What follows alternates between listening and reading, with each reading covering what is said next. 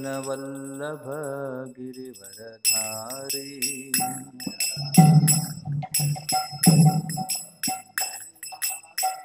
गोपीजनवल्लभ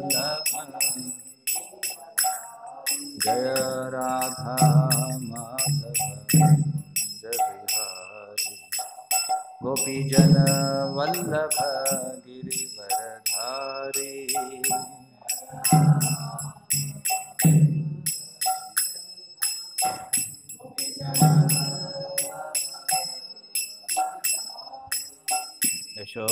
यशोदनंदन व्रज जनरंजन यामुना तीरवनचारी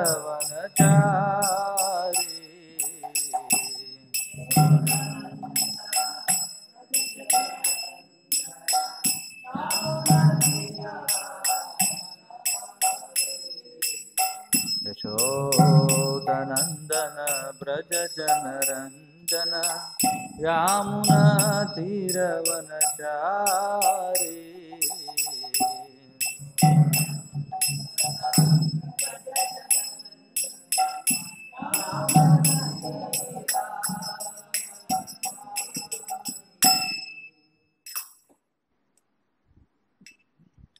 हरिनाम संकीर्तन की जय। ग्रंथराज श्रीमद् भागवतम की जय। जगद्गुरु श्रील प्रभुपाद की जय।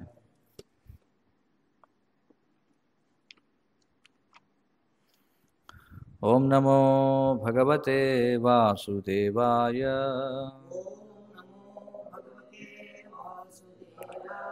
ओम नमो भगवते वासुदेवाय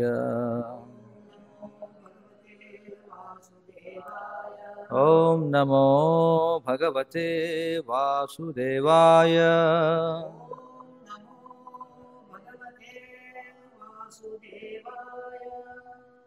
శ్రీమద్ భాగవతం 3వ స్కందం 30వ అధ్యాయం 6వ శ్లోకం.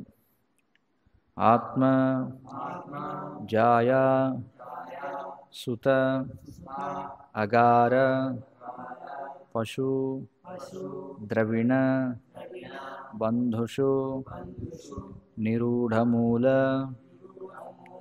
హృదయ ఆత్మానం బహు మన్యతే ఆత్మజాయా సుతాగార పశుద్రవిణ బంధుషు నిరూఢమూల హృదయ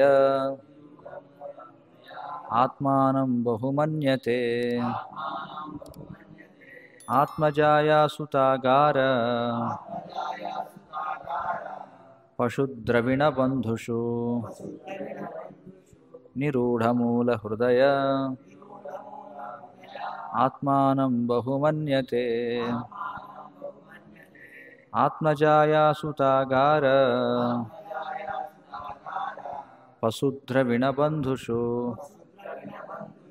నిరూఢమూల హృదయ ఆత్మానం బహుమన్యతే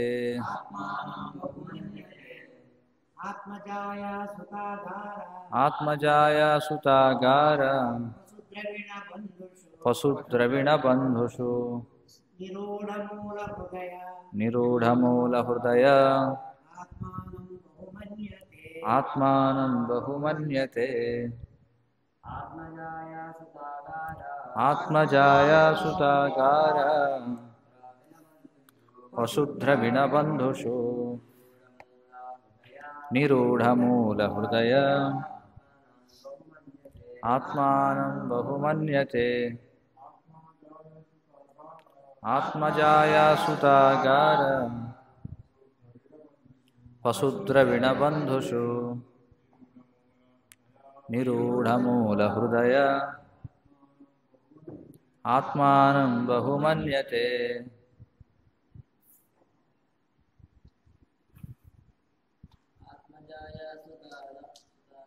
ఆత్మజాయా సుతాగార పశుద్రవిణ బంధుషు నిరూఢమూల హృదయ ఆత్మానం బహుమన్యతే ఆత్మజాయ సుతాగార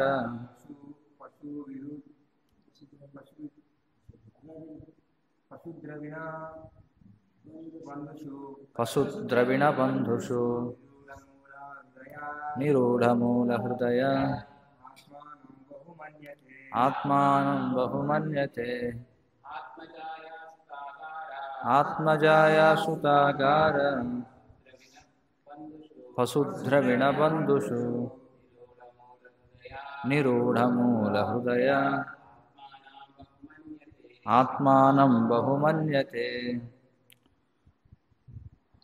ప్రతిపదార్థములు: ఆత్మ దేహము, జాయ భార్య, సుత సంతానము, అగార గృహము, పశు పశువులు, ద్రవిణ సంపత్తి, బంధుషు బంధువులయందు, నిరూఢమూల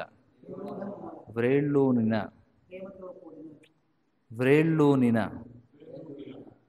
హృదయ అతని హృదయము, ఆత్మానం తనను తాను, బహు గొప్పగా, మన్యతే తలచును. అనువాదం మరియు భాష్యము: కృష్ణ కృపామూర్తి శ్రీ శ్రీమద్ అభయ చరణారవింద భక్తి వేదాంత స్వామి శ్రీల ప్రభుపాద ఇస్కాన్ సంస్థాపకాచార్య. దేహము, భార్య, గృహము, సంతానము, పశువులు, ధనము, బంధువుల ఎడగల ప్రగాఢమగు ఆకర్షణ వలననే జీవన స్థితి విషయమున అట్టి సంతృప్తి కలుగుచున్నది. ఆ సాంగత్యమున బద్ధజీవుడు తనను తాను కృతార్థునిగా భావించును. భాష్యము: నామమాత్రపు జీవన పూర్ణత్వము కేవలము కల్పనము మాత్రమే. కనుకనే లౌకికుడు లౌకికముగా ఎంత యోగ్యుడైనను అయోగ్యుడు మాత్రమే అని చెప్పబడినది. మానసిక స్థితి అందే అతడు పరిభ్రమించుట దానికి కారణం. అది అతనిని తిరిగి భౌతిక జగమందరి తాత్కాలిక జీవనమునకు పతనము చెందించగలదు. మానసిక స్థితి యందు వర్తించువాడు ఆధ్యాత్మిక స్థితికి ఎదగజాలడు. అట్టివాడు తప్పక భౌతిక జీవనమునకు పతనము చెందవలసినదే. నామమాత్రపు సంగము, స్నేహము, ప్రేమ ఎనువాని సాంగత్యమున బద్ధజీవుడు పూర్ణ సంతుష్టుడై ఉన్నట్లు గోచరించును. ఓం అజ్ఞానతిమిరాంధస్య జ్ఞానాంజనశలాకయ చక్షురున్మీలితం येन తస్మై శ్రీ గురవే నమః. నమ ఓం విష్ణుపాదాయ కృష్ణప్రేష్ఠాయ భూతలే శ్రీమతే భక్తి వికాసస్వామిన్నితి నామినే. నమ ఓం విష్ణుపాదాయ కృష్ణప్రేష్ఠాయ భూతలే శ్రీమతే భక్తి వేదాంత స్వామిన్నితి నామినే. నమస్తే సారస్వతే దేవే గౌరవాణి ప్రచారిణే నిర్విశేష శూన్యవాదీ పాశ్చాత్య దేశతారిణే. జయ శ్రీకృష్ణ చైతన్య ప్రభు నిత్యానంద శ్రీ అద్వైత గదాధర శ్రీవాసాది గౌరభక్త బృంద. హరే కృష్ణ కృష్ణ కృష్ణ హరే హరే, హరే రామ రామ రామ హరే హరే. ఆత్మజాయ సుతాగార పశుద్రవిణ బంధుషు నిరూఢమూల హృదయ ఆత్మానం బహుమన్యతే. కపిల భగవానునిచే విపరీత కర్మల వర్ణనం జరుగుతుంది. ఎవరికి వివరిస్తున్నాడు కపిల దేవుడు?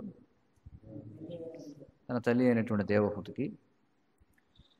ఈ శ్లోకంలో ఏమంటున్నాడంటే, అంటే ఈ చర్చ మనకి పూర్వ శ్లోకాల నుండి కొనసాగుతూ ఉందన్నమాట. మనం పూర్వ శ్లోకాల్లో చూసినట్లయితే చూడండి ఏం చెప్తున్నాడో చూద్దాం.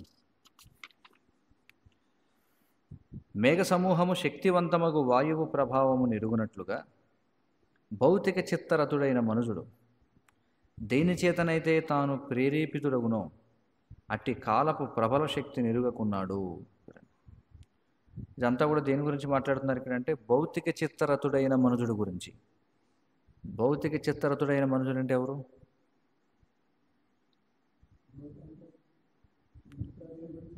పూర్తిగా లౌకిక భావనలో మునిగి ఉన్నటువంటి వాడు. వాడి యొక్క పరిస్థితి గురించి ఇక్కడ చెప్తున్నారు. మొదటి శ్లోకంలో ఏం చెప్పారంటే, ఆ భౌతిక చిత్తరతుడైన మనుషుడిని ప్రేరేపించేది ఏమిటి అంటే కాలం. అలాగే వాడిని నాశనం చేసేది కూడా ఏమిటి? కాలమే. మరి ఆ కాలము యొక్క ప్రబల శక్తిని ఎరుగకున్నాడు అని చెప్పుకుంటున్నారు. అది వాడికి తెలియటం లేదు. అందుకని ఏం చేస్తాడు, నామమాత్రపు సుఖం కోసం లౌకికుడు గొప్ప కష్టంతోనూ పరిశ్రమతోనూ సంపాదించిన వానిని కాలరూపమున భగవానుడు నశింపజేస్తాడు. అది చెప్పుకున్నాం. వాడికి ప్రేరణ ఇచ్చేది భగవంతుడే. భగవంతుడు ప్రేరణ ఏ విధంగా ఇస్తాడు? 2 రకాలుగా ఇస్తాడు. అంతరంగంలో పరమాత్మ రూపంలో ఇస్తాడు, బాహ్యంలో కాలరూపంలో ఇస్తాడు. చూడండి, లోపల బయట కూడా ఆయనే ప్రేరణ ఇస్తూ ఉంటాడు. కాబట్టి కష్టపడి సంపాదించినవి ఏవైతున్నాయి ఇవన్నీ కాలరూపంలో భగవంతుడు ఏం చేస్తాడు? నశింపజేస్తాడు. ఆ కారణంచే బద్ధజీవుడు మిగుల శోకిస్తాడు. అయ్యో ఏమిటి ఇలా అయిపోయిందని అప్పుడు బాధపడటం మొదలుపెడతాడు. మరి బుద్ధి లేనటువంటి ఈ లౌకికుడు ఈ దేహం అశాశ్వతమని, దేహ సంబంధంలో ఉన్నటువంటి గృహ క్షేత్ర విత్తాదులు సైతము తాత్కాలికమని తెలుసుకోడు. కేవలము మోహకారణముననే అతడు సమస్తము శాశ్వతమని భావిస్తాడు. అంటే అశాశ్వతమైన దాన్ని శాశ్వతంగా భావిస్తాడు మోహకారణం చేత.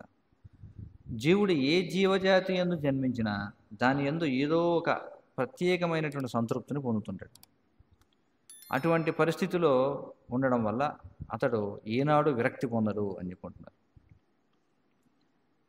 తర్వాత జీవుడు తాను ఏ దేహంలో ఉన్నాడో ఆ దేహంలోనే సంతృప్తిగా ఉంటాడు. మాయ యొక్క ఆవరణాత్మక ప్రభావం చేత విమోహితుడై నరకంలో ఉన్నా కూడా అతడు తన దేహాన్ని వదిలిపెట్టాలని కోరుకోడు. నారకీయ భోగంలోనే అతడు ఆనందాన్ని పొందడం దానికి కారణం. ఎందుకు ఇలా జరుగుతుందంటే ఆ నారకీయ భోగంలో ఆనందాన్ని పొందడానికి ప్రయత్నం చేస్తున్నాడట. మరి ఈ శ్లోకంలో ఏం చెప్పారు? దేహము, భార్య, గృహము, సంతానము, పశువులు, ధనము, బంధువుల పట్ల గల ప్రగాఢమైనటువంటి ఆకర్షణ, వీటి వల్లే జీవన స్థితి విషయంలో అలాంటి సంతృప్తి కలుగుతుందట. అంటే మనిషికి జీవితంలో సంతృప్తినిచ్చేదేవి ఇక్కడ చెబుతున్నారు. మనకి బ్రహ్మసూత్రాలు చెప్తున్నాయి. ఏమిటి? ఆనందమయోభ్యాసాత్ అని చెప్పుకున్నారు. అంటే ఆనందం కావాలంటే ఏం చేయాలి మనం? ఆనందమయోభ్యాసాత్ అంటే అర్థం ఏమిటి? అభ్యాసం చేయాలి. అంటే పని చేయాలి, ఏదో ఒకటి అభ్యాసం. ఆనందం కావాలంటే ఏదో పని చేయాలి. కాబట్టి లౌకికుడు దేని సంబంధంగా పనిచేస్తాడు? దేహం సంబంధంగా పనిచేస్తాడు, అంతే కదా. శరీర సంబంధంగా పనిచేస్తాడు. అలాగే భార్య సంబంధంగా పనిచేస్తాడు. ఎందుకు దేహం సంబంధంగా పనిచేస్తాడు? ఎందుకంటే మరి దేహం నాకు ఎంతో ఇంద్రియ భోగం ఇస్తుంది కదా. మరి దేహం ఇంద్రియ భోగం వస్తుందా లేదా? ఇస్తుంది. మరి ఇంద్రియ భోగం కంటే ఇంకెక్కువ ఏమి ఇస్తుంది? ఆద్యంతవంతః కౌంతేయ నతేషు రమతే బుధాః అని చెప్పన్నారు. అంటే దుఃఖయోనయ ఏవతే. శరీరం నుంచి మనకి దుఃఖమే వస్తుంది. తెలివైన వాడు ఎవరికైనా ఈ విషయం అర్థమవుతుంది, మనకి శరీరం నుండి దుఃఖమే వస్తుంది. అంటే మోహంలో ఉన్నప్పుడు మనకి ఇది అర్థం కాదనమాట. ముఖ్యంగా జీవితపు ఆరంభ దశలో మనం మోహంలో ఉంటాం. మోహంలో ఉండడం చేత మనం అంటే శరీరం ఎలా అనిపిస్తుందంటే ఇంద్రియ భోగమే ఇస్తున్నట్టుగా అనిపిస్తుంది అనమాట. ఎలాంటి దుఃఖం లేనట్టుగా అనిపిస్తుంది శరీరానికి ఆరంభంలో. కానీ కృష్ణుడు భగవద్గీతలో ఏం చెప్తున్నాడు? సుఖం గురించి ఏం చెప్తున్నాడు ఆయన? ఏదైతే ఆది యందు అమృతముగా ఉండి అంతిమంగా విషముగా పరిణమిస్తుందో అది ఏ విధమైనటువంటి సుఖం అంటున్నాడు దాన్ని? ఏ అధ్యాయంలో వస్తుంది దాని గురించి?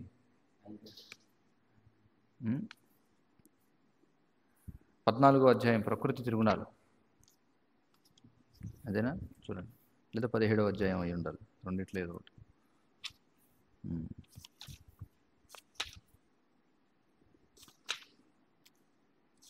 17వ అధ్యాయం నాకు తెలుసు. సుఖమాత్యంతికం యత్తద్ బుద్ధిగ్రాహ్యం అతీంద్రియం. అదేమిటిది? 6వ అధ్యాయం. అది కాదు.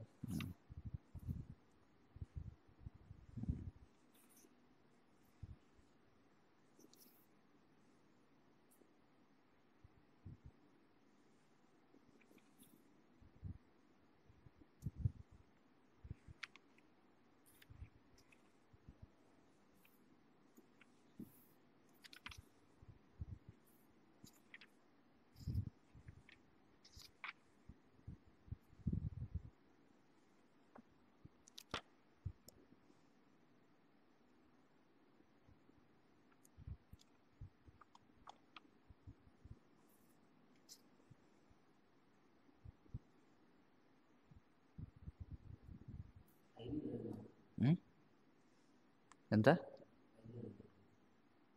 5:24 అది కాదు నేను చెప్పేది. ఆది యందు అమృతముగా పరిణమించి అంత్యముగా విషముగా మారేటువంటిది అది.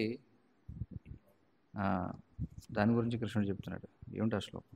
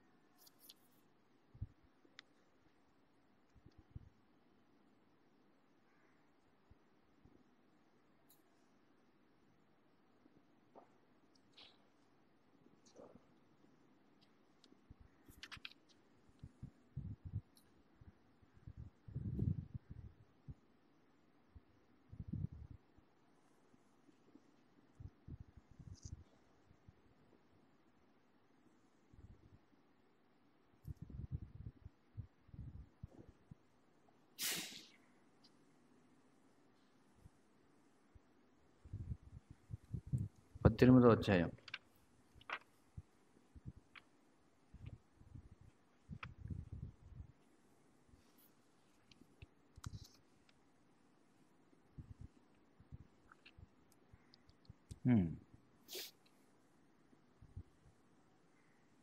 పద్దెనిమిదో అధ్యాయం 38వ శ్లోకం. విషయేంద్రియ సంయోగాద్ ఎత్తదగ్రే మృతోపమం పరిణామే విషమివ తత్సుఖం రాజసంస్మృతం. ఏమంటున్నాడు కృష్ణుడు ఇక్కడ? ఏ ఆనందమైతే ఇంద్రియముల సంపర్కం ద్వారా లభిస్తుందో, అంటే ఇంద్రియాలు ఇంద్రియ వస్తువులతో సంపర్కం చెందడం వల్ల వచ్చేటువంటి ఆనందం ఏదైతే ఉందో, ఏదైతే ఆరంభంలో అమృతంలాగా అనిపిస్తుందో కానీ ముగింపులో విషములాగా అనిపిస్తుందో, అది రజోగుణ స్వభావంతో కూడినటువంటి ఆనందము అని చెప్పి అన్నాడు. కాబట్టి ప్రస్తుతం సమాజంలో మనం చూస్తే జనులందరూ కూడా అందులోనే తగులుకొని ఉన్నారనమాట. చూడండి, ముఖ్యంగా మనకి యవ్వనంలో ఉన్నప్పుడు, చిన్న వయసులో ఉన్నప్పుడు పెద్దలు అనేకమైనటువంటి చెప్తుంటారు. ఇవి పాటించండి, అవి పాటించండి, ఆ నియమం పాటించాలి, ఈ నియమం పాటించాలి, ఇది చేస్తే మంచిది. అది దేని గురించి అయినా ఉండొచ్చు, జీవితపు వివిధ రంగాల గురించి. అది ఆహారం గురించి కావచ్చు, లేకపోతే సాధన గురించి కావచ్చు, లేకపోతే సంపాదన గురించి కావచ్చు, కుటుంబం గురించి కావచ్చు, అనేకమైనటువంటి ఉపదేశాలు ఇస్తూ ఉంటారు. కానీ ఆ ఉపదేశాలన్నీ కూడా ఎలా ఉంటాయంటే, ఆ వయసులో ఉన్నప్పుడు అంటే మోహానికి గురై ఉండడం వల్ల, లేదా ఇంద్రియాలు చాలా చాలా ఎందుకంటే యవ్వనంలో ఇంద్రియాలు ఎలా ఉంటాయి, ఇంద్రియ వేగం చాలా ఎక్కువగా ఉంటుందన్నమాట. ఉండడం వల్ల ఆ సమయంలో వినబుద్ధి అవ్వదన్నమాట. చెప్తాడు వీడు, ముసలివాడు, వీడు చెప్పేది ఏమిటన్నమాట. అందరూ అదే కదా అనుకుంటారు. చెప్పేళ్ళ వీడికి ఇంద్రియ భోగం చేయడం రాదు, వీడికి నాకు బాగా వచ్చు, వీడు ఏడవలేడు, వీడు చూడండి బయట అంటుంటారు ఏడవలేనివాడు వీడు అని చెప్పాను. నేనైతే బాగా ఏడవగలను. అవును, నేను బాగా ఏడవగలను. ఎందుకంటే ఇంద్రియాలు ఏడవడానికి కూడా బాగా అనుకూలిస్తాయన్నమాట. వీడు చేతగాని వాడు వీడు, మనకి చేతొచ్చు, ఇప్పుడు చేతనొచ్చు మనకి. కాబట్టి మనం ఇప్పుడు బాగా ఇంద్రియ భోగం చేయాలి. అలాంటి సమయంలో మనం ఎన్ని ఉపదేశాలు ఇచ్చినా సరే ఎలా ఉంటుందంటే, ఉపదేశోహి మూర్ఖానాం ప్రకోపయన శాంతయ్య అని చెప్పంటారు. కాబట్టి మూర్ఖుడికి మనం ఉపదేశం ఇచ్చామనుకోండి ఎలా ఉంటుంది, కోపం వస్తుందన్నమాట, వాడికి శాంతి లభించదు. సో ఆరంభంలో అంతా కూడా ఏమిటంటే ప్రియమైన దాని గురించి ఆలోచిస్తారు. మన ఇంద్రియాలకి ఏది ప్రియముగా ఉంది, ఇప్పుడు తత్క్షణంలో మన ఇంద్రియాలకి బాగా ప్రియంగా ఉండాలి, లేదా నా ఉదరానికి ప్రియంగా ఉండాలి, లేదా నా కళ్ళకు ప్రియంగా ఉండాలి, నా నాలుకకు ప్రియంగా ఉండాలి, నా చెవికి ప్రియంగా ఉండాలి. అలాంటివే నేను వింటాను, చూస్తాను, తింటాను, వాసన చూస్తాను, అవే చేస్తాను. వాడేమనుకుంటాడంటే జీవితం అంతా యవ్వనంగానే ఉంటుంది అనుకుంటాడు. అంతే కదా, యవ్వనంలో ఉన్నప్పుడు వాడికి ఏమనిపిస్తుంది, ఆ? ఆ, నవయవ్వనం చ అనుకుంటాడు అనమాట. ఇది కృష్ణుడిలాగా నేను కూడా జీవితాంతం యవ్వనంగానే ఉంటాను అనుకుంటాడు. రేపు పొద్దున వృద్ధాప్యం రాబోతుందని తెలియదు. కాబట్టి వాడు ఏం చేస్తాడు, ఎలాంటి నియమ నిబంధనలు పాటించడు యవ్వనంలో ఉన్నప్పుడు. అన్నీ మంచికి చెప్పినా సరే దాన్ని ఎవరు పాటించరు. పాటించకుండా ఏం చేస్తారు, దాన్ని పెడచెవిన పెడతారు. పెడచెవిన పెట్టినప్పుడు ఏమవుతుంది, కొన్నాళ్ళకే సాక్షాత్కారం మొదలవుతుంది. ఎప్పుడైతే వయసు పెరుగుతూ ఉంటుందో అప్పుడు ఏమవుతుంది, అప్పుడు దుఃఖం మొదలవుతుంది. ఏదైతే యవ్వనంలో ఉండగా మనం చేసినటువంటి ఇంద్రియ భోగం ఏదైతుందో అవన్నీ ఏం చేస్తాయి, తిప్పికొట్టడం మొదలు పెడతాయి అన్నమాట. అప్పుడు వాడికి బుద్ధి వస్తుంది. అంటే ఎవరైతే చెబితే వినరో చూడండి, వాళ్ళు ఖచ్చితంగా దెబ్బ పడాల్సిందే. అది ప్రకృతి నియమం, అంతే. అంతే కదా. మనకి సాధారణంగా ఏం చెప్తారు, ఆ, మనిషికో మాట, ఆ, గుడ్డుకో దెబ్బ, లేదా పశువుకో దెబ్బ అని చెప్పంటారు. అంటే మనిషి అంటే ఇక్కడ ఎందుకన్నారంటే, బుద్ధిమంతుడైనటువంటి వాడికి మాట చెప్పగానే అర్థం అవుతుంది. ఒరే అలా చేయకురా అన్నాం అనుకోండి, బుద్ధిమంతుడైతే ఏం చేస్తాడు, వెంటనే ఓహో అలాగా సరే నేను చేయను. అది బుద్ధి లేనివాడే అనుకోండి, వాడు చెప్పినప్పుడు వినడు. కొంతకాలం గడిచిన తర్వాత ఏమవుతుంది, వాడికి దెబ్బ పడుతుంది అనమాట. అంటే వాడు పశువు లాంటి వాడు అనమాట, అంటే తమో గుణంలో ఉన్నవాడని అర్థం. ఇది మనం అర్థం చేసుకోవాల్సిన విషయం.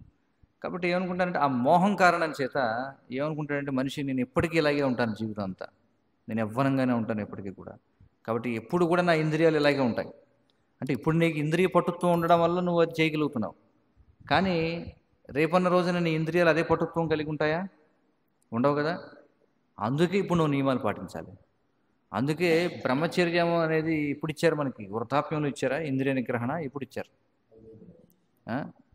కౌమారమాచరేత్ ప్రాజ్ఞ అని చెప్పన్నారు. 5 ఏళ్ల వయసు నుంచి 25 ఏళ్ల వయసు వరకు ఇంద్రియ నియంత్రణని నేర్చుకోవాలని చెప్పారు. కానీ ఎవడికోడు ఏం చేస్తాడు, 5 ఏళ్ల వయసు నుంచి 25 ఏళ్ల వయసు మధ్యలో ఇంద్రియ నియంత్రణ చేస్తాడా ఈ రోజుల్లో ఎవడైనా? ఎవడో చేయడు.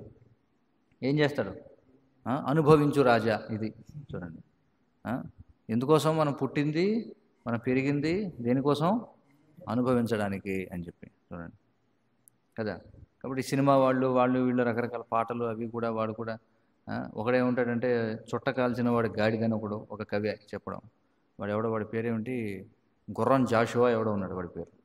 వాడు ఒక ఇది రాశాడు అనమాట, ఏమిటంటే పొగ త్రాగని వాడు గాడిద అని చెప్పి చూడండి.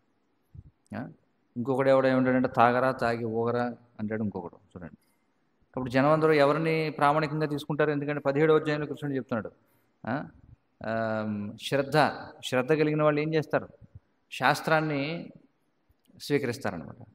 16వ అధ్యాయం చివరిలో చెప్తాడు, యశాస్త్ర విధి ముత్సృజ్య వర్తతే కామకారతా నససిద్ధిం అవాప్నోతి నసుఖం నా పరాంగతిం అని చెప్పన్నారు చూడండి. అంతే కదా. శాస్త్రవచనాలు వినకుండా, ప్రామాణికులు చెప్పినప్పుడు వినకుండా ఇష్టానుసారం చేసిన వాడు ఏం చేస్తాడు, చివరికి డాక్టర్ చెప్పింది వినాల్సి ఉంటుంది అనమాట చూడండి. గురువు ఎలాంటి ధనం తీసుకోకుండా చెప్తాడు, ఉచిత సలహా ఇస్తాడనమాట గురువు. కాబట్టి ఎవడో తీసుకోడు, ఉచితం కదా. అందుకని డాక్టర్ ఏం చేస్తాడు, డబ్బులు తీసుకుని కోసిపారేస్తాడు. అప్పుడు బాగుంటుంది అనమాట జనానికి చూడండి. అదే సమాజం యొక్క పరిస్థితి అలా ఉంటుంది. కాబట్టి అందుకే శాస్త్రాలు ఏం చెప్పాయంటే, నైనా ఇంద్రియాలు నియంత్రించాల్సింది ఇప్పుడు యవ్వనంలో ఉన్నప్పుడు ఇంద్రియాలు నియంత్రించాలి. వీడేమనుకుంటాడు, యవ్వనంలో ఉన్నప్పుడు మనం ఎంజాయ్ చేయాలి కదా, వృద్ధాప్యంలోకి వెళ్ళిన తర్వాత మనం ఎలాగో ఏం చేయలేం కదా. అప్పుడు ఏం చేస్తున్నప్పుడు ప్రకృతి నియంత్రిస్తుంది బలవంతంగా. ఒకవేళ ఇప్పుడు మనమే నియంత్రించుకున్నాం అనుకోండి ఇంద్రియాలని, అప్పుడు వృద్ధాప్యంలో మనం సుఖంగా ఉంటాం అన్నమాట చూడండి. సుఖంగా ఉండడం అంటే ఏమిటి, మన ఆధ్యాత్మిక జీవితాన్ని గడపడం కోసం మన ఇంద్రియాలు మనకు సహకరిస్తాయి. అంతేగాని వృద్ధాప్యంలో మనం ఇంద్రియభోగం చేస్తామని కాదు. వృద్ధాప్యం అనేది దేనికోసం ఉంది అంటే, ఆధ్యాత్మిక సాధన కోసం ఉంది. మరి ఆధ్యాత్మిక సాధన చేయడానికి మనకి ఇంద్రియాలు సహకరించాలా లేదా చూడండి. ఇప్పుడు కూర్చోవాలి, ఒక దగ్గరే కూర్చోవాలి అలాగే కాసేపు. వృద్ధాప్యంలో ఇప్పుడు చూస్తే ఈ కాలంలో ఎవరు కూడా కింద కూర్చోగలిగిన వాళ్ళు ఎవరు లేరు. కుర్రవాళ్లే కూర్చోలేరు కింద, ఇంకా ముసలివాళ్ళ సంగతి ఏమిటి చెప్పండి. ఏదైనా కార్యక్రమం వెళ్ళామనుకోండి, నెత్తి బాదుకోవాల్సి వస్తుందన్నమాట. మనం ఒక్కళ్ళమే కింద కూర్చుంటాం, మిగతా వాళ్ళందరూ పైన కూర్చుంటారు చూడండి, చిన్నపిల్లలతో సహా. అందరూ బెంచీల మీద, లేకపోతే గోడల మీద, లేకపోతే మనతో పాటు వెళ్ళిన బృందం వాళ్ళే కూర్చోవాలి కింద చూడండి. వ్యతిరేకం అనమాట. సాధారణంగా ఆధ్యాత్మిక కార్యక్రమాలంటే ఎవరైతే కీర్తన చేస్తున్నారో లేకపోతే ప్రవచనం ఇస్తున్నారో వాళ్ళు పైన కూర్చోవాలి, మిగిలిన వాళ్ళు కింద కూర్చోవాలి. అప్పుడే వాడికి జ్ఞానం అనేది వెళుతుంది బుర్రలోకి. వాడి పైన కూర్చొని మనం కింద కూర్చుంటే చెప్పేవాడు వాడికేం వెళుతుంది చెప్పండి. అది పరిస్థితి. సో అందుకే ఏం చెప్పారంటే ఎప్పుడైతే ఇంద్రియాలు వేగంగా ఉంటాయో అప్పుడే నియంత్రించాలి. చచ్చుబడిపోయిన తర్వాత ఇంక నువ్వు నియంత్రించేదేముంది? వృద్ధాప్యంలోకి వెళ్ళాక ఏమవుతాయి ఇంద్రియాలు? చచ్చుబడిపోతాయి అనమాట. ఏం పని చేయదు. అప్పుడు నువ్వు నియంత్రించక్కర్లా. అంటే ప్రకృతి నియంత్రించేసింది. ఎందుకంటే వృద్ధాప్యంలో మనం ఏం చేయాలంటే మనం అంత్య నారాయణ స్మృతి. ఎందుకంటే భగవంతుని యొక్క ధ్యాసలో మనం ఉండాలి. దానికి మన ఇంద్రియాలు సహకరించాలి, మన శరీరం సహకరించాలి. ఎందుకంటే అనేక రకాలైనటువంటి ఇబ్బందులు వస్తాయి వృద్ధాప్యంలో. యామునాచార్యులు వారు ఏం పాడతారు? ఏమిటా శ్లోకం చెప్పండి. యదవది మమ చేత కృష్ణ పదార విందయోహో తదవది. అది కాదు, ఆ శ్లోకం కాదు, మరొక శ్లోకం. అది కులశేఖరాల వారు చెప్పిన శ్లోకం, యమునాచార్య చెప్పింది కాదు. కులశేఖరాల వారు ఏం చెప్తారు? కృష్ణ త్వదీయ పదపంకజ పంజరాంతౌ ఆద్వైవమే విశతు మానసరాజహంస ప్రాణఃప్రయాణ సమయే కపవాత పిత్తౌ కంఠావరోధన విధౌ స్మరణం కుతస్తే అని చెప్పంటారు. శ్రీల ప్రభుపాదుల వారు తరచుగా దీన్ని ఉదాహరించేవారు అనమాట. ఏమంటారు అయినా కులశేఖరాల వారు? కృష్ణ త్వదీయ పదపంకజ పంజరాంతౌ. చూడండి, కృష్ణ అంటే ఓ భగవంతుడా, త్వదీయ అంటే మీ యొక్క, పదపంకజ పంజరాంతౌ అంటే మీ పాదపద్మములు అనేటువంటి పాదపద్మాలను ఎలా పోల్చారంటే తామర తూడుతో పోల్చారనమాట. చూడండి, అంటే కృష్ణుని యొక్క పాదములను పద్మాలతో పోల్చుతారు. మరి పద్మాలకి కాడలు ఉంటాయి కదా, అందుకని ఏమంటాడు? కృష్ణ త్వదీయ పదపంకజ పంజరాంతౌ. చూడండి, పదపంకజముల యొక్క పంజరములు అంటే తామర తూడు. చూడండి, మనం లోపలికి బయటకు మనకి పువ్వు ఇలా కనిపిస్తుంది, లోపలికి వెళ్ళి చూస్తే అదంతా కూడా ఇలా ఇలా ఇలా మొత్తం పెన వేసుకుపోయి ఉంటాయన్నమాట. పదపంకజ పంజరాంతౌ ఆద్వైవమే మానసరాజహంస. ఆధ్యైవమే విశతు మానసరాజహంస. ఏమంటాడంటే నా మనసు మీ పాదపద్మముల యొక్క ఏదైతే ఆ తామర తూడుతో కూడుకునేటువంటి ఈ పంజరం ఏదైతే ఉందో అందులో అది ఆడుగాక అని చెప్పి అంటాడు. ఎందుకని? ప్రాణఃప్రయాణ సమయే. ఎందుకంటే ప్రాణం వదిలేయాల్సినటువంటి సమయంలో కపవాత పిత్తవు. చూడండి, కపవాత పిత్తములు త్రిధాతువులతో శరీరం తయారైంది కదా. ప్రయాణ సమయే కపవాత పిత్తవు కంఠావరోధన విధవు. చూడండి, నా కంఠం ఏం చేస్తుంది? మూసుకుపోతుంది కపవాత పిత్తముల చేత. స్మరణం కుతస్తే, అప్పుడు నిన్ను స్మరించగలనో లేదో. అందుకే ఆయన ఏమంటాడంటే ఇప్పుడు నేను చాలా మంచి స్థితిలో ఉన్నాను, నా శరీరం అంతా బాగుంది, ఆరోగ్యంగా ఉంది, నా మనసు కూడా చక్కగా ఉంది, నా మనసులో కూడా నేను నీపైనే దృష్టి పెట్టగలుగుతున్నాను, నా చైతన్యం కూడా పరిశుద్ధంగా ఉంది. కాబట్టి దయచేసి నాకు ఇప్పుడే మరణం వచ్చేలా ఇప్పుడే నాకు మరణం కలిగేలా ఆయన వరం ఇమ్మని పడుతున్నాడు. చూడండి, ఎవరు? ఆయన గొప్ప చక్రవర్తి, ఆయన కులశేఖర మహారాజు అని చెప్పంటాం. కులశేఖర ఆళ్వారు ఉంటుంది ఇలా. ఎందుకంటే బట్టి అనువాదాలు ఇవన్నీ ఉంటాయి కాబట్టి అదే అన్నమాట దృష్టి. కాబట్టి యవ్వనంలో ఉన్నప్పుడు మనం ఏం చేయాలంటే మనం ఇంద్రియ నిగ్రహణ కలిగి ఉండాలి. యవ్వనంలో మనం ఒకవేళ ఇంద్రియ నిగ్రహణ కలిగి ఉన్నట్లయితే వృద్ధాప్యంలో మనకు ఆ ఇంద్రియాలు సహాయం చేస్తాయి. దీనికి జపం చేసుకోవడానికి, లేదా కీర్తన చేయడానికి, లేకపోతే భగవంతుని ధ్యానించడానికి, రకరకాల సేవలు చేసుకోవడానికి మనకి వానప్రస్థంలోనూ సన్యాసంలోనూ సహాయం చేస్తాయి. మనం చూసాం కొంతమంది సన్యాసులు మన దగ్గరికి వచ్చేవాళ్ళు. చూడండి, రూప రఘునాథ స్వామి, ఆయన పరమపదించారు. ఆయన రూప రఘునాథ స్వామి వారి యొక్క వయసు ఎంత? 80 సంవత్సరాల పైనే, 84 సంవత్సరాలు. ఆయన ఒంటరిగా ప్రయాణం చేస్తుంటారు. అలాగే పరమ పూజ్య రామగోవింద స్వామి మహారాజ్ చూడండి, ఆయన కూడా మనం చూస్తాం 85 ఏళ్ళు వయసు ఆయనకి. ప్రపంచంలో తిరుగుతుంటారు ఆయన. ఆయనకి ఎవరో వ్యక్తిగత సేవకులు కూడా ఉండరు. చూడండి, అంటే దీన్ని బట్టి మనం అర్థం చేసుకోవచ్చు వాళ్ళు యవ్వనంలో ఉన్నప్పుడు ఇంద్రియ నిగ్రహణ చేసి ఉంటారు. అందుకే వాళ్ళు 80 సంవత్సరాల పైనే వాళ్ళు జీవించగలుగుతున్నారు. అలాగే జీవించగలగడమే కాదు, పూర్తి ఆరోగ్యంగా ఉన్నారనమాట. మరి రూప రఘునాథ పరంపదించినటువంటి పరమ పూజ్య రూప రఘునాథ స్వామి మహారాజ్ అయితే ఆయన కేవలం ఎక్కడో ప్రవచనం ఇచ్చారు. ప్రవచనం ఇచ్చి భోపాల్లో ప్రవచనం ఇచ్చిన తర్వాత వచ్చి ఎక్కడో ఒక పడక కుర్చీలో కూర్చొని కొంచెం మంచినీళ్ళు ఇవ్వండి అని అన్నారట. తెచ్చేలోపు అంతే అయిపోయింది. అంతే, అనాయాసేన మరణం. చూడండి, చాలామంది ప్రార్థిస్తూ ఉంటారు. కాబట్టి అదన్నమాట విశేషం. అందుచేత ఈ యవ్వనం అనేది చాలా ముఖ్యం. కానీ దురదృష్టవశాత్తు మోహ కారణం చేత ఏమనిపిస్తుందంటే ఆ, మనం ఎవరికైనా చెప్పామనుకో, రే ఆ పని చేయకురాని, చెప్పాడులే అనుకుంటాడు. ఆ, మీకు తెలియదు నా గురించి, నా దేహం గురించి మీకు తెలియదు, మన దేహం గురించి మనకి ఎలాగో తెలియదు. ఆ, కానీ భగవంతుడికి తెలుసు మన దేహం ఏమిటని. కొన్నిసార్లు చాలామంది ఎలా ఆలోచిస్తారంటే, ఏం అవ్వట్లేదు కదా, మీరు చెప్పారు నియమం ఉల్లంఘించొద్దని, నియమం ఉల్లంఘిస్తూనే ఉన్నాం, ఏం అవ్వట్లేదు కదా. ఏం అవ్వట్లేదంటే నీకు ఇంకా పుణ్య పరిపాకం ఉంది కాబట్టి ఏం అవ్వట్లా. అర్థమవుతుంది కదా. నీకు పుణ్య పరిపాకం ఉంది కాబట్టి నువ్వు నియమాన్ని ఉల్లంఘించినా నీకు చెల్లుతుంది. కానీ ఒక విషయంలో నువ్వు గుడ్డివాడివయ్యావు. ఏమిటి? పుణ్య పరిపాకం వర్తించినంత వరకు నువ్వు నియమాలు ఉల్లంఘించినా నీకు సాఫీగా వెళ్ళిపోతుంది.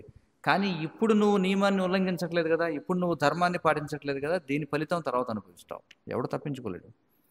కానీ గుడ్డిగా జనం ఏమనుకుంటారంటే, ఏం బాగానే ఉన్నాంగా మేము, ఏ నియమం పాటించే మాంసం తింటున్నాంగా, మేము బాగా దృఢంగా లేము, మేమేమన్నా మమ్మల్ని ఏమన్నా ఎమ్మగొట్లు వచ్చి లాక్కెడుతున్నారా, అంతా బాగున్నాంగా, శరీరం దృఢంగా ఉందిగా, కళ్ళు బాగానే ఉన్నాయిగా, ఇలా అంటారు జనం. అజ్ఞానం వల్ల వాడికి అర్థం కాదనమాట. అందుకే కృష్ణుడు మళ్ళీ మళ్ళీ చెప్తాడు, ఏమంటాడంటే, ఫలితాన్ని ఆశించి నువ్వు ఎప్పుడు కూడా నీ ధర్మాన్ని నిర్వర్తించకూడదు. నీ ధర్మం నువ్వు నిర్వర్తించాలంతే. ఎందుకని అలా చెప్తున్నాడు? ఎందుకంటే ఏది వృధా పోదనమాట. సరే, ఇప్పుడు నీకు అనుకూలంగా ఉన్నా అననుకూలంగా ఉన్నా నువ్వు కనుక నియమం పాటించావనుకో, నువ్వు ధర్మాన్ని పాటించినవాడు అవుతావు. ఇది నీకు తర్వాత జన్మలో ఉపయోగపడుతుంది.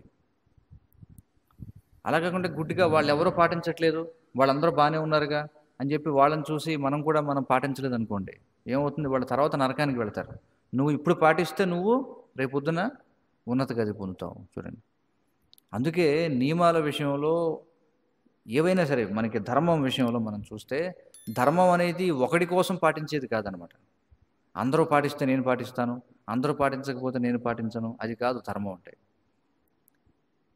ధర్మం అనేది, ఎందుకంటే కర్మణ దైవనేత్రేణ జంతుర్దేహోపపత్తయే అని చెప్పన్నారు.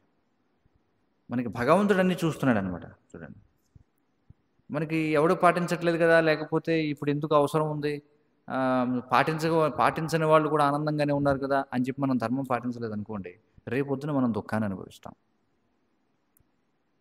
అందుకే వివేకవంతుడు ఎప్పుడు కూడా ఒకడి గురించి ఆలోచించాడు, వాడు పాటిస్తున్నాడా, వీడు పాటిస్తున్నాడా, వాడు పాటిస్తే నేను పాటిస్తాను, అది కాదనమాట. ధర్మం అంతే, అది మనం తెలుసుకోవాలి.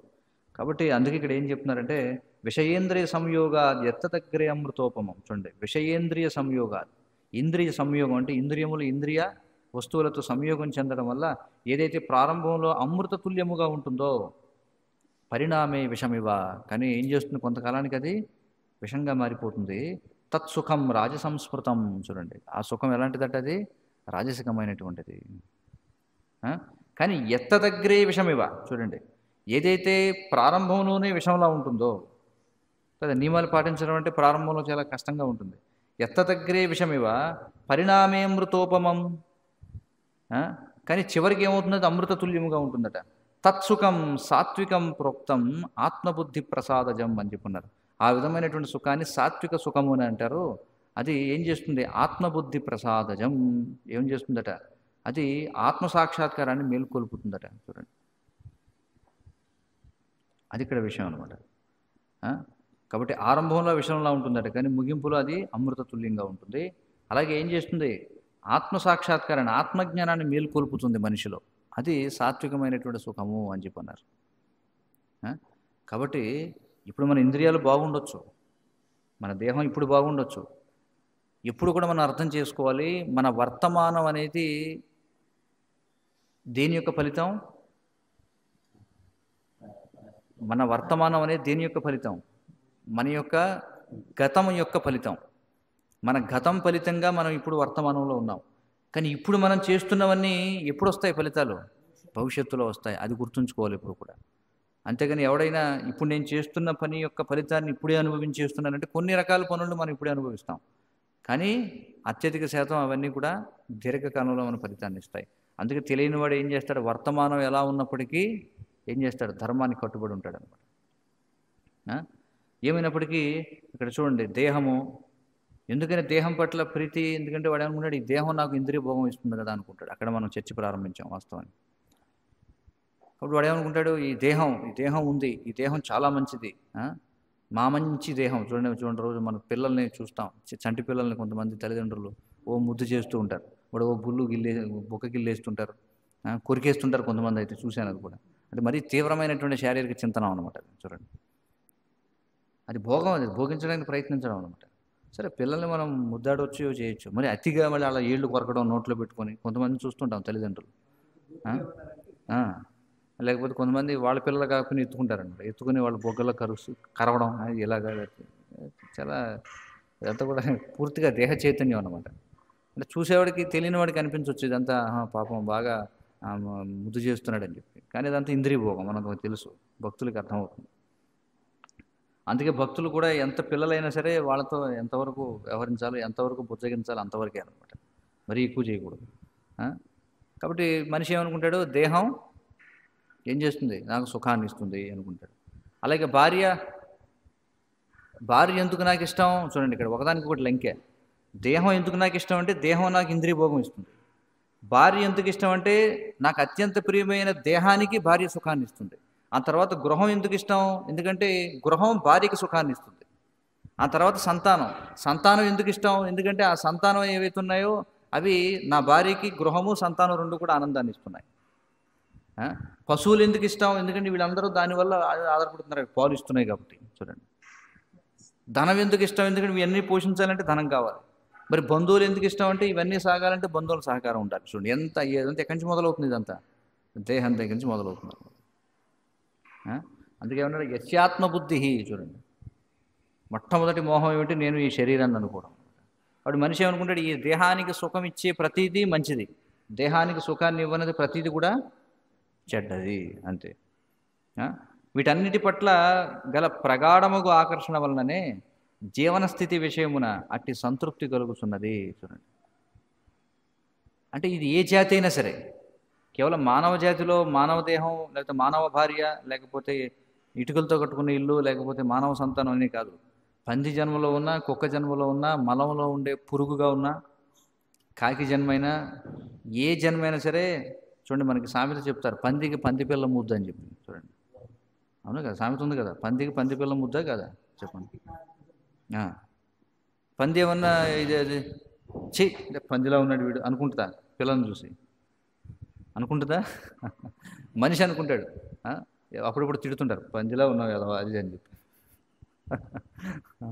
ఒక్కసారి అంటే నేను ఏమంటాను, నేను గ్రాంధికంలో చెప్తాను, పంది నా పుత్ర అని చెప్పి అంటుంటారు, దాన్ని వేరే రకంగా అంటుంటారు, నేను చెప్పడం లేదు.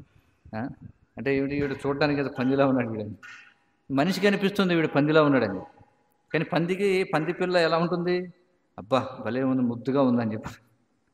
మనిషి ఎవడన్నా వెళ్ళి పంది పిల్లలను ముద్దు పెట్టుకుంటాడా చెప్పండి? అయితే ఈ రోజుల్లో ముద్దు పెట్టుకుంటారు. పాశ్చాత్య దేశాల్లో వారికి పుట్టిన పిల్లల కంటే కూడా పంది పిల్లలన్నా లేకపోతే కుక్క పిల్లలన్నా చాలా మక్కువ అనమాట. కలియుగం కదా, కలియుగ ప్రభావం కదా.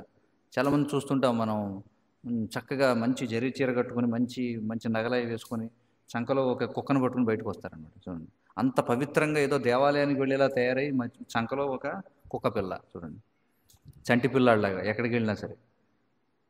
కొంతమంది తమ కుక్క ద్వారా వీళ్ళు గౌరవాన్ని పొందాలనుకుంటారు. అప్పుడప్పుడు మనం సంకీర్తనకు వెళ్ళినప్పుడు చూస్తుంటాం, ఇంత పెద్ద కుక్క ఉంటుంది, అందరూ కూడా రకరకాల వెరైటీస్ ఉంటాయన్నమాట. ఏదో లేబర్ డార్ అని, లేకపోతే ఏదో చాలా ఉన్నాయి దాని కంపెనీలో, జర్మన్ షెపర్డ్ అని, ఏదో రకరకాలు ఉంటాయండి. ఇంతలావు కుక్క ఉంటుంది. వాడు చూడగానే మనకు అర్థమైపోతుంది, వాడి కుక్కను చూసి వాడు చాలా గర్వపడుతుంటాడు. జనం కూడా వాడి కుక్కను చూసి వీడు గొప్పవాడు అనుకుంటున్నారని చెప్పి చాలా గర్వపడుతుంటాడు. కానీ శాస్త్ర దృష్ట్యా చూస్తే ఎవడైతే తన కుక్క ద్వారా నేను పేరు పొందాలనుకుంటాడో వాడు ఎలాంటి వాడు అనేది మనం అర్థం చేసుకోవచ్చు, వాడి చైతన్యం ఎలా ఉందో మనం అర్థం చేసుకోవచ్చు. వాళ్ళు ఒక్కోసారి మనం చూస్తుంటే ఒంటి నిండా నగలు వేసుకుని ఉంటారు, మొత్తం ఉంగరాలు, చైన్లు అన్నీ, నక్లీసులు అన్నీ పెట్టుకొని చాలా హుందాగా ఉదయాన్నే కుక్కను తీసుకుని వెళ్తుంటారు అనమాట. చూడండి, సునక సేవ అనమాట. దాన్ని తీసుకెళ్ళి దానికి లిటర్నికి వెళ్ళిపించి దానికి శరీర ప్రభుపాదుల వారు చెప్తారు, భారతదేశంలో ఇది లేదు కానీ పాశ్చాత్య దేశాల్లో నియమం ఉంది. ఏమిటంటే, నీ పెంపుడు కుక్క ఎక్కడైనా సరే పెంట వేసిందంటే అది నువ్వే ఎత్తాలి. చూడండి, పాశ్చాత్య దేశాల్లో నియమం అది. వాళ్ళు అందుకే ఇప్పుడు కూడా జేబులో టిష్యూ పేపర్లు పెట్టుకుని తిరుగుతుంటారనమాట. కుక్క ఎక్కడ పెంట వేసిందంటే వెంటనే దాన్ని తీసి వాడు తీసుకెళ్ళి డస్ట్బిన్లో వేయాలన్నమాట.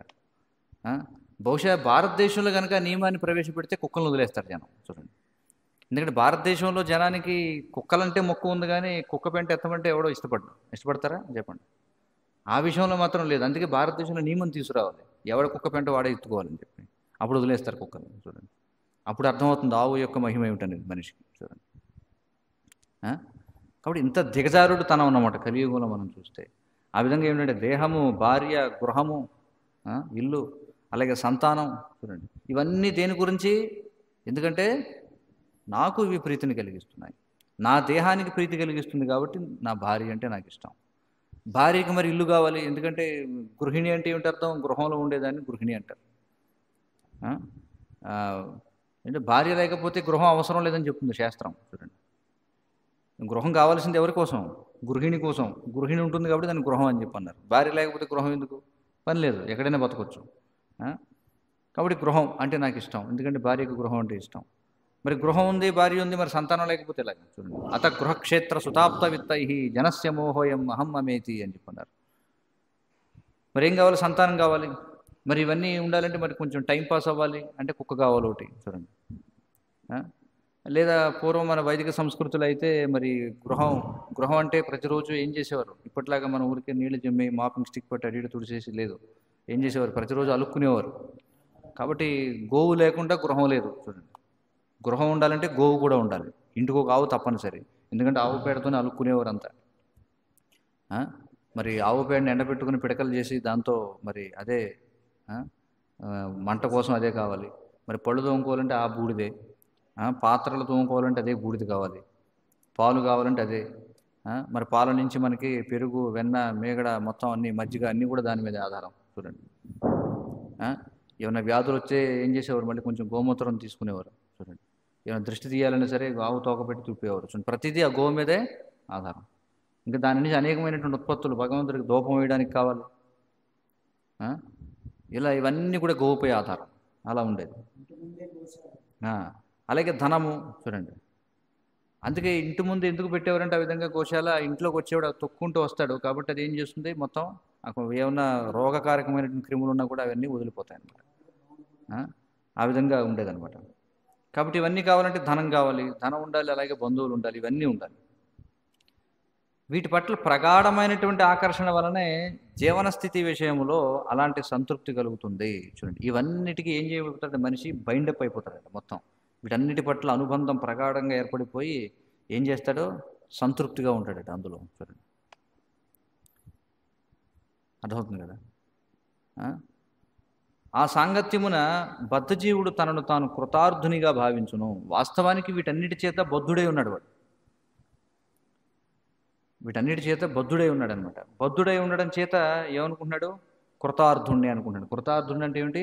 అమ్మాయి నేను సాధించాల్సింది సాధించేశాను జీవితంలో. చాలామందిని చూస్తాం, ఎవరైతే పూర్వం వ్యవసాయ కుటుంబాల్లో ఉండి మొత్తానికి వాళ్ళ తల్లిదండ్రులు ఆస్తులు అమ్ముకుని వాళ్ళు చదివిస్తారనమాట పట్టణాలకు పంపించి. వాళ్ళు ఏం చేస్తారంటే పట్టణాలకు వెళ్ళి బాగా జీవితంలో స్థిరపడతారు, ఏదో బ్యాంక్ మేనేజర్లుగా, లేకపోతే ఏదో రకరకాల వ్యాపారాల్లో వాటిల్లో కొంచెం స్థిరపడతారు.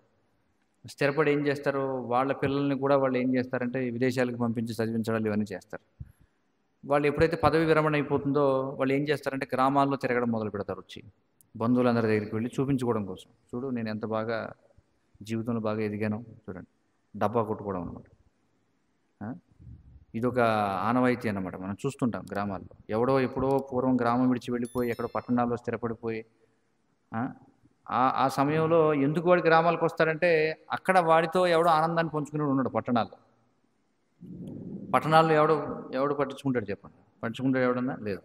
కాబట్టి మళ్ళీ ఏం చేస్తాడు? బంధువులందరూ గ్రామాల్లో ఉన్నారు కదా, గ్రామాలకు వస్తాడు. గ్రామాలకు వచ్చి నువ్వు ఎలా ఉన్నావు అంటే ఉన్నామని జడగొట్టడం కోసం. చూడండి, వాడు ఏంటంటే చూడండి నేను ఎంత బాగా ఆర్థికంగా పురోగమించాను అని చెప్పి. చూడండి మా అబ్బాయి నేను అమెరికా పంపించాను, నువ్వెందుకురా వ్యవసాయం చేస్తావు, నువ్వు కూడా నీ పిల్లవాడిని నువ్వు కూడా బాగా చదివించు, అదే కదా చెప్పేది వాళ్ళు. కావాలని నేను కొంచెం ధన సహాయం చేస్తాను, నీకు అప్పిస్తాను అని వీడిని కూడా పాడు చేయడం కోసం అనమాట. ఇది పరిస్థితి. అదే కదా మనం చూస్తున్నారు, సమాజం అంతా నాశనం కావడం. నామమాత్రపు జీవన పూర్ణత్వము కేవలము కల్పనము మాత్రమే. చూడండి, వాడు ఏమనుకుంటాడు? నా జీవితం సంపూర్ణమైంది అనుకుంటాడు. ఏం జీవితం సంపూర్ణమైంది? కొంతకాలం అయితే జబ్బు వస్తుంది, తీసుకెళ్ళి హాస్పిటల్లో పడేస్తారు. అది ఇప్పుడు అదే కదా జరిగేది. అందరూ ఏమైనా పట్టణాల్లో ఉన్న వాళ్ళు బాగా ధనం సంపాదించాలి. ఎందుకని వాళ్ళు అనుకుంటారు మనం మరి వృద్ధాప్యంలో ఉన్నప్పుడు మరి వాళ్ళకి అప్పుడు అనుమానం వచ్చేస్తుంది. ఎందుకంటే వీడు వాడి తల్లిదండ్రులను చూడడు కదా. ఎందుకంటే పల్లెటూరులో ఏం చేస్తారు, వాళ్ళు తల్లిదండ్రులు ఏం చేస్తారు, ఆస్తులమ్మి చదివిస్తారు. వీళ్ళు వెళ్ళి ఏం చేస్తారు, అమెరికాకు వెళ్ళి పట్టణానికి వెళ్ళిపోయి ఇంక అక్కడే ఉంటాడు వీడు రాడు ఇక్కడికి. వీళ్ళేమో గ్రామాన్ని విడిచిపెట్టి వెళ్ళలేరు వీళ్ళు, చూడండి. ఎందుకంటే గ్రామంలో అలవాటు అయిపోయింది కదా, కాబట్టి తల్లిదండ్రులు గ్రామాన్ని వదలరు. వీళ్ళు అక్కడికి వెళ్ళరు, వాడు ఇక్కడికి రాడు. అది కాబట్టి వీళ్ళకి అంతిమంగా సాక్షాత్కారం వస్తుంది. వీళ్ళు ఏమనుకుంటారు, అనవసరంగా చదివించామరా బాబు, ఇప్పుడు మనం చూసేవాడు ఎవడో లేడు. వాడేం చేస్తాడు, వాడి తల్లిదండ్రులని గ్రామంలో వదిలేసినట్టుగా వాడి సంతానం చూస్తారు కదా. చూసి వాళ్ళు కూడా ఏమి నేర్చుకుంటారు, ఓహో పెద్ద అయిన తర్వాత మన తల్లిదండ్రులను వదిలేయచ్చు అన్నమాట గాలికి, అంతే కదా. కాబట్టి వీడికి సందేహం వచ్చేస్తుంది, అమ్మో ఎలాగో నేను నా తల్లిదండ్రులను చూడలేదు కాబట్టి, నేను నా తల్లిదండ్రులను చూసుకునే విషయం వీడు చూశాడు కాబట్టి, వీడు కూడా రేపు నన్ను చూడడు కాబట్టి, ఇప్పుడే నేను చాలా ధనాన్ని వెనకేసుకుంటే రేపు పొద్దున వృద్ధాశ్రమంలో జాయిన్ అవ్వాలంటే డబ్బులు ఉపయోగపడతాయి. లేకపోతే హాస్పిటల్లో ఎలాగో పడేస్తారు తీసుకెళ్ళి. ఎలాగో ఈ రోజుల్లో ఎవడు ఇంటికాడ చావట్లా, అందరూ చచ్చేది హాస్పిటల్లోనే. కాబట్టి హాస్పిటల్లో రేపు పొద్దున మనకి ఖర్చు అవుతుంది కదా, దానికి ₹1 కోటి పక్కన పెట్టుకుందాం. సరే, ప్రకృతి నియమాలు ఎలా పనిచేస్తాయంటే, ఎప్పుడైతే వీడు ₹1 లేకపోతే ఒక 5 లక్షలు 6 లక్షలు పక్కన పెట్టుకుంటాడు ఆసుపత్రి కోసం అని, ఖచ్చితంగా ఆసుపత్రికి వెళ్తాడు వీడు. ప్రకృతి నియమం అది, ప్రకృతి నియమం. ప్రభుత్వాల వారు చెప్తున్నారు, ఏమంటున్నారంటే, ఎప్పుడైతే 2 దేశాలు ఆయుధాలు సేకరించుకుంటున్నాయి అంటే, రేపు పొద్దున యుద్ధం వస్తే ఉపయోగపడాలని ఆయుధాలు సమీకరించుకుంటాయో, ప్రకృతి నియమాల్లో ఏమవుతుందట, ఖచ్చితంగా యుద్ధం వస్తుందట. చూడండి, అంతే కదా. అందుకే ఇప్పుడు చూడండి, మనుషులు నానా రకాల ఇన్సూరెన్సులు, హెల్త్ ఇన్సూరెన్సులు, ఆ ఇన్సూరెన్సులు, ఏ ఇన్సూరెన్సులు, రేపు పొద్దున ఏమవుతుంది చూడండి. పూర్వం ఏదో ఒక చిన్నతనంలో ఒక సినిమాలో చూసాము, ఒక బుద్ధి లేని వాడు ఏం చేస్తారంటే, ఒరే టికెట్లు ఎన్ని టికెట్లు తీసుకున్నావు, 2 టికెట్లు తీసుకున్నాను. ఎందుకురా 2 టికెట్లు తీసుకున్నావు, ఒకటి పోతే ఒకటి ఉంటుంది కదా. మరి 2వ పోతే ఏమవుతుందంటే, బస్ పాస్ ఉంది కదా అంటాడు. చూడండి, వినే ఉంటారు ఇది, అవును కదా. 2 టికెట్లు తీసుకుని పెట్టుకుంటే వాడు జేబులో. ఎందుకోసం అని అంటే, ఎందుకురా 2 టికెట్లు ఎందుకు, ఒక టికెట్ సరిపోతుంది కదా, మరి ఒకటి పోతే మధ్యలో ఇంకోటి ఉండాలి కదా అంటాడు. అది కూడా పోతే ఏమవుతుంది, బస్ పాస్ ఉంది కదా నా దగ్గర. బస్ పాస్ ఉన్నప్పుడు టికెట్లు ఎందుకు నీకు? ఆ రకంగా నిజంగానే తయారైందనమాట సమాజం. హెల్త్ ఇన్సూరెన్సు, ఆ ఇన్సూరెన్సు, దీనికి తోడు మళ్ళీ ఎక్కడో ముందే ఒక హాస్పిటల్కి డొనేషన్ ఇచ్చేవాళ్ళు ఉంటారు కొంతమంది. ఎందుకంటే రేపు పొద్దున డోనర్గా వీడిని తీసుకువెళ్ళే, రేపు పొద్దున ఏమైనా వస్తే రూమ్ ఇస్తారని చెప్పి. చూడండి, అనుక్షణం బిక్కుబిక్కుమంటూ జీవితాలు గడుపుతుంటారనమాట. కాబట్టి వాళ్ళకి అనుమానం వచ్చేస్తుంది, ఎలాంటి వాళ్ళకి ఏమిటంటే, రేపు పొద్దున ఎలాగో మన పిల్లలు మనం చూడరని చెప్పి ముందుగానే ఏం చేస్తారు, బాగా ఖాతాలో డబ్బులు పెట్టుకుంటారు అనమాట.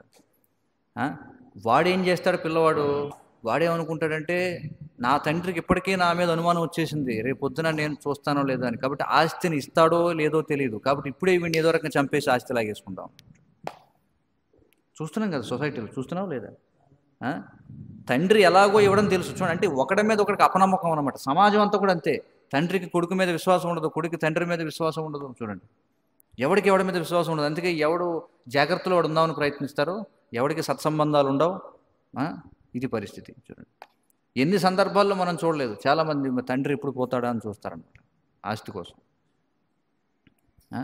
ఆ తండ్రి ఏం చేస్తాడు, కొన ప్రాణం పోయేంత వరకు ఆస్తి పంచడం అనమాట. చూడండి, అదొక అనుమానం. నేను చూశాను కొంతమందిని, చనిపోయే వరకు పిల్లలకు ఆస్తి ఇవ్వరు. ఎందుకంటే అనుమానం, రేపు పొద్దున వీడు ఆస్తి చేసుకుని తరిమేస్తారు బయటకు.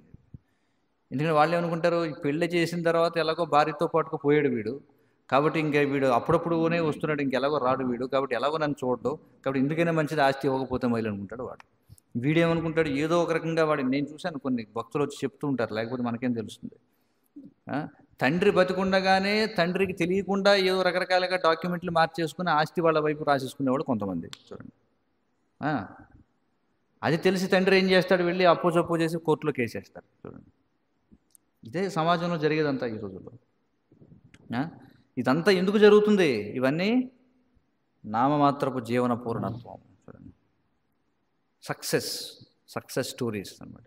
జీవితంలో వాడు చూడండి ఎంత బాగా వాడు విజయం సాధించాడు, సక్సెస్ స్టోరీ. ఎవ్వరూ సక్సెస్ కాదు ఇక్కడ ఈ ప్రపంచంలో, మనం అర్థం చేసుకోవాలి. కనుకని లౌకికుడు లౌకికముగా ఎంత యోగ్యుడైనా అయోగ్యుడు మాత్రమే అని చెప్పబడింది. చూడండి, లౌకికంగా నువ్వు అనుకుంటున్నావు నేను విజయం సాధించాను అది, కానీ నువ్వు అయోగ్యుడివే. ఎందుకని, నువ్వు ఏదైతే విజయం అనుకుంటున్నావో అదంతా ఎలాంటిది, అదంతా ఊరికే మెరుపు తీగలాంటిది అనమాట, తాత్కాలికం. మానసిక స్థితి అందే అతడు పరిభ్రమించుట దానికి కారణం. ఎందుకంటే నువ్వు మానసిక స్థితిలో ఉన్నావు. ఎందుకంటే సుఖదుఖాలు అనేవి మనసుకు సంబంధించినటువంటివి, అవునా కదా? ఆ? అది అతనిని తిరిగి భౌతిక జగమందలి తాత్కాలిక జీవనమునకు పతనము చెందించగలదు. చూడండి ఏమవుతుంది. ఎందుకంటే మరి మరణ సమయంలో అలాంటి వాతావరణంలో ఉన్నాం అనుకోండి, ఆసుపత్రి అలాంటి వాతావరణంలో ఉంటే మనం ఎలాగా, మరి అదంతా కూడా భయానకమైనటువంటి వాతావరణం అనమాట. అనేక రకాల రసాయనాలు ఎక్కించేస్తుంటారు శరీరంలోకి. అప్పుడు ఏమవుతుందంటే అనేక చిత్త విభ్రాంత అన్నట్టుగా మన మన మానసిక స్థితి సరిగా ఉండదన్నమాట. అందుకే మరణ సమయంలో చక్కగా బంధువుల మధ్య, అంటే లౌకికంగా చూసినా సరే బంధువుల మధ్య లేకపోతే సొంత ఇంటిలో మరణించడం అది చాలా ఉత్తమమైనటువంటిది. ఈ రోజుల్లో ₹1,00,00,000 పెట్టినా ఆ అవకాశం రాదు మనిషికి. ఏం లేవు. ఎందుకంటే ధనాన్ని పోగు చేసుకున్నావు, అన్నీ వెళ్ళిపోయినాయి. అసలు పోగు చేసుకోవాల్సింది ఏమిటి? ఆత్మీయత, అనురాగం, లేకపోతే బంధువులు, వీళ్ళని పోగు చేసుకోవాలి. లౌకికంగా చూసినా మనం దానికి లౌకికంగా కూడా మాట్లాడలేం, మనం ఇంకా పైకి మాట్లాడుతున్నాం. కానీ వాడేం చేస్తాడు? ధనాన్ని కూడబెట్టుకుంటాడు, అందరినీ ధనం కోసం అందరినీ దూరం చేసుకుంటాడు. రేపొద్దున ఏం చేస్తుంది? వీడికి ధనం ఒకటే మిగులుతుంది. ధనం ఏం చేస్తుంది? వీడికి సహాయం చేస్తుంది. ఆ ధనం సహాయం చేయదు. మానసిక స్థితి యందు వర్తించేవాడు ఆధ్యాత్మిక స్థితికి ఎదుగజాలడు. అట్టివాడు తప్పక భౌతిక జీవనమునకు పతనము చెందవలసిందే. కొన్ని చోట్ల చూస్తుంటాం, కొన్ని చోట్ల వింటుంటాం. ఏమిటంటే తండ్రో లేకపోతే తల్లో మరణించబోయేటప్పుడు, అంటే ఇంకా త్వరలో మరణిస్తుంది అనగా, ఒకవేళ తోబుట్టువులు ఉన్నారనుకోండి, ఇంకా ఉదాహరణకి పుత్రుడు ఉన్నాడు, ఇంకా తోబుట్టువులు ఉన్నారనుకోండి, ఒకవేళ భయంతో ఏమో ఒకవేళ తోబుట్టువులకి రాసేస్తుందేమో ఆస్తంతా అని చెప్పి ఏదో రకంగా బలవంతంగా వెళ్ళి ముద్రలు వేయించుకునేవాళ్ళు, సంతకాలు పెట్టుకునేవాళ్ళు హాస్పిటల్లోనే. అలాంటి వాళ్ళు కూడా చూసాం. చూడండి ఏమిటి ఇది అంతా భౌతిక ప్రపంచం. చూడండి ఇదంతా ఏమిటి, అంతా కుళ్ళు అంతా కూడా. ఏముంది ఇక్కడ? సుఖం ఉందా చెప్పండి? ఏం సుఖిస్తాడు ఎవడైనా? నామమాత్రపు సంగము, స్నేహము, ప్రేమ అనువాని సాంగత్యమున బద్ధజీవుడు పూర్ణ సంతుష్టుడై ఉన్నట్లుగా గోచరిస్తుందట పైకి కదా. మనం చూస్తుంటాం ఒక్కోసారి బ్రహ్మచారులు కొంచెం ఉద్రేకానికి గురవుతుంటారు. అప్పుడప్పుడు ఎవరో ఒక మహారాజు ఒక ఉదాహరణ ఇస్తారు. ఎవరు? పరమ పూజ్య గోపాలకృష్ణ స్వామి మహారాజు. ఒకసారి ఏదో గోకుల చంద్రప్రభు చెప్పారు. ఒకసారి గోపాలకృష్ణ మహారాజు ఏదో ఒక గృహ కార్యక్రమానికి తీసుకెళ్లారు శిష్యులందరినీ. బ్రహ్మచారులు అందరూ కలిసి వెళ్ళారు. ఎవరింటికైతే వెళ్ళారో అతను చాలా బాగా సంపన్నవంతుడు అనమాట. అక్కడ కీర్తన జరుగుతుంది. అందరూ కొంచెం కీర్తన చేస్తాం కదా మరి వెళ్ళినప్పుడు. కీర్తన జరుగుతున్నప్పుడు ఒక బ్రహ్మచారి కీర్తనలో పాల్గొనడం మానేసి చూస్తున్నాడట.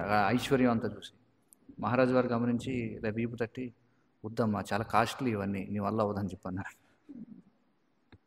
నీకు అనవసరం లేదు ఇవన్నీ, వద్దు నువ్వు.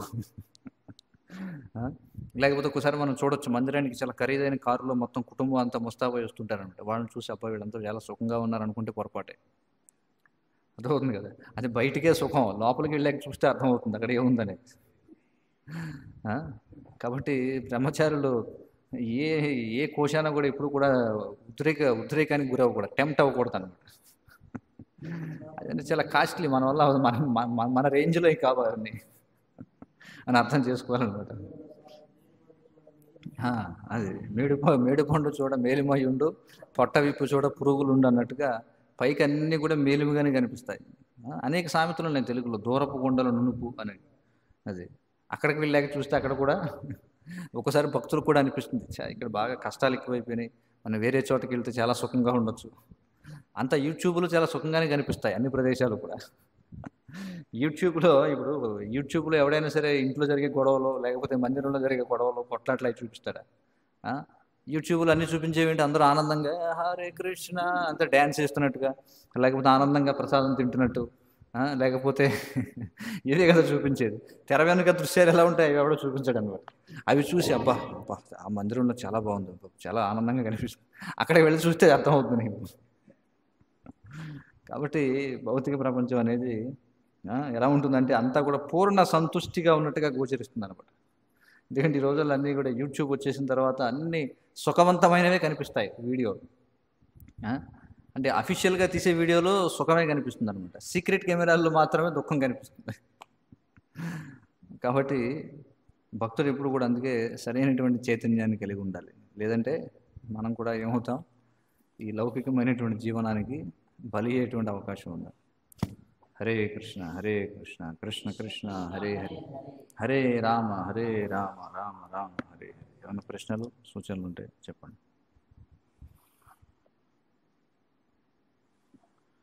గ్రంథరాజ్ శ్రీమద్ భాగవతం కీ జయ, జగద్గురు శ్రీల ప్రభుపాద కీ జయ.